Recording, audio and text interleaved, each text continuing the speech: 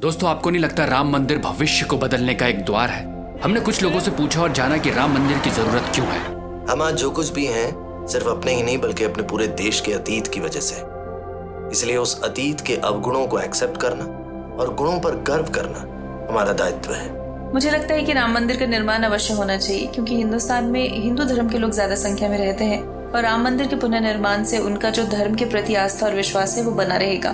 किसी भी देश की संस्कृति वहाँ रहने वाले लोगों की आस्था और विश्वास पर निर्भर करती है। क्योंकि हिंदुस्तान का अब तक का सबसे बड़ा मुद्दा जो है वो सिर्फ राम मंदिर ही है, और मुझे लगता है कि शायद अगर राम मंदिर बन जाए तो रोजगार सबसे बड़ा मुद्दा हो जाए राम मंदिर के बदले, तो राम मंदिर बनना चाहिए। However educated we are, we cannot compromise with our beliefs. The beliefs which has been carried forward from thousands of years. Therefore, Ram Mandir should be built.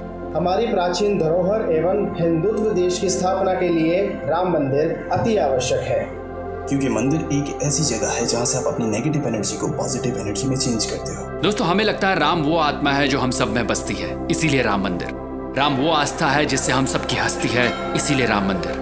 मर्यादा की सीख उनसे मिलती है, इसीलिए राम मंदिर। जिनकी कहानी जीवन समझाती है, इसीलिए राम मंदिर। नमस्ते दोस्तों, मैं हूं अमित डियोंडी और सनातन सोच के इस वीडियो में आज हम बात करेंगे प्रभु श्री राम की पर्सनालिटी के उन ट्रेड्स के बारे में जो डिसाइड करेंगी कि कैसे राम मंदिर हमारी फ्यूचर जनरेशन की पर्सनालिटी को शेप देने में हेल्पफुल साबित होगा। यूं समझिए, ये गुण अगर हमने अपने जीवन में अपना लिए तो हमारा जीवन ही बदल जाएगा और आने वाला भविष्य सुनहरा होगा। माता पिता का सम्मान। सौतेली होने पर भी उन्होंने कैकेयी माता की बात मानी, भले ही उससे उनके आने वाले 14 साल बेहद कठिनाई में बीते, लेकिन उनके लिए माता और पिता का सम्मान सर्वोपरि था।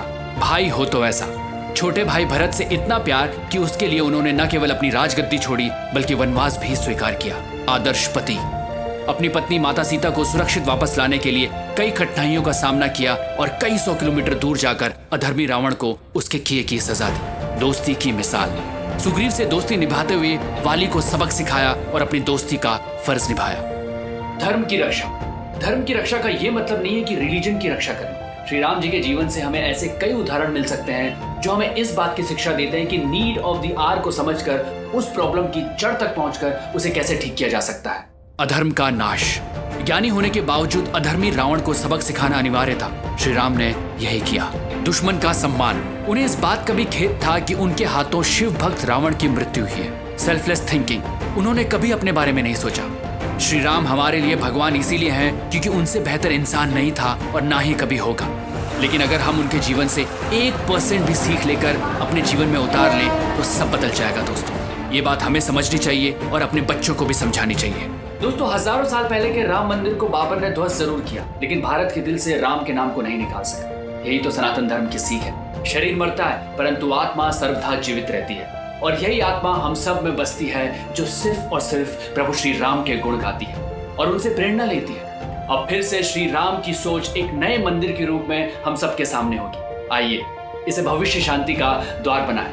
हम चाहते हैं आने वाला भविष्य, आने वाली पीढ़ियां प्रभु श्री राम के नाम को अपने जीवन से जोड़ें और जीवन में बदलाव महसूस करें। प्रणाम। जय श्री राम।